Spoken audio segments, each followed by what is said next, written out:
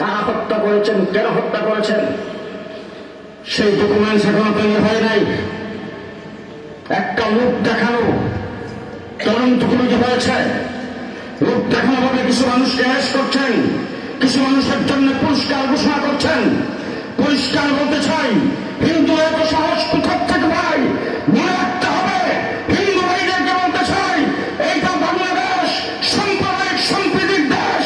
আপনারা দেশ আপনাদের ধর্ম পালন করেন, কেউ বাধা দেয় না, কিন্তু মনে রাখবেন এটা গুজরাট নয়।